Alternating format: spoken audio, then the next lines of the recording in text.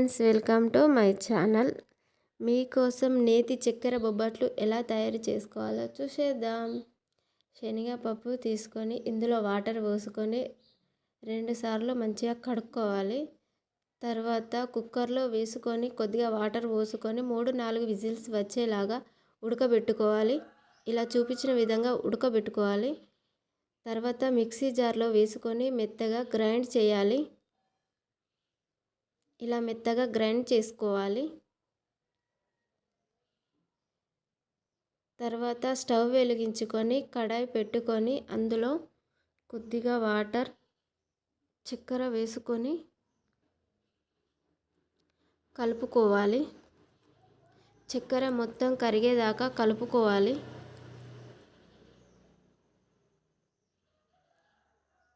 చక్కెర కరిగాక ఇందులో 2 టేబుల్ స్పూన్ల నెయ్యి వేసుకోవాలి. ఒకసారి కలుపుకోవాలి. మిక్సీ పట్టుకున్న మిశ్రమాన్ని ఇందులో వేసుకొని బాగా కలుపుకోవాలి.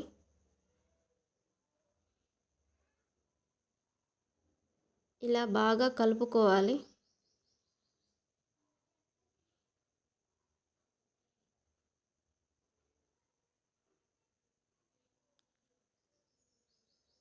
ఇలా కలుపుకొని 5 నిమిషాలు పక్కన పెట్టుకోవాలి.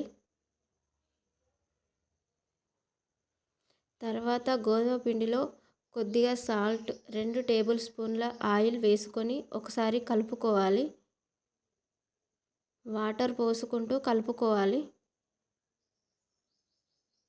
మధ్య మధ్యలో వాటర్ పోసుకుంటూ బాగా కలుపుకోవాలి. ఇలా చూపించిన విధంగా బాగా కలుపుకోవాలి. ఇలా మెత్తగా మంచిగా కలుపుకోవాలి.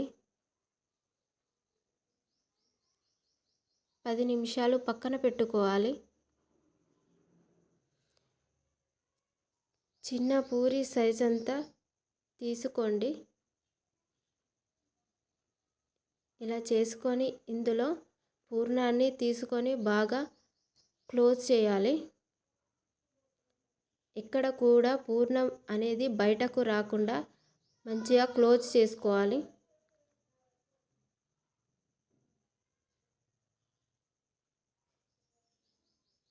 2 ప్లాస్టిక్ కవర్స్ తీసుకొని దానికి ఆయిల్ అప్లై చేసి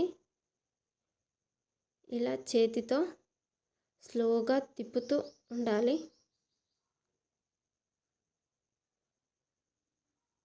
ఇలా చూపించిన విధంగా స్లోగా రౌండ్గా వచ్చేలాగా తిప్పుతూ ఉండాలి.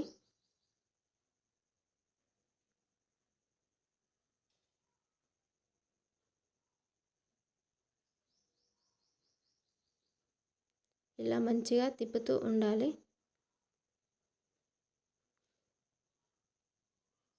చూశారు కదా ఎంత పలుచగా వచ్చిందో. అన్ని బొబ్బట్లు ఇలానే పలుచగా చేసుకోవాలి.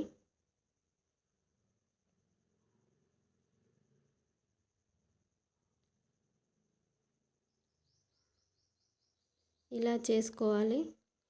తర్వాత స్టవ్ మీద పెనం పెట్టుకొని హీట్ అయ్యాక అందులో ఆయిల్ వేసుకొని ఈ బొబ్బట్లు వేసుకోవాలి.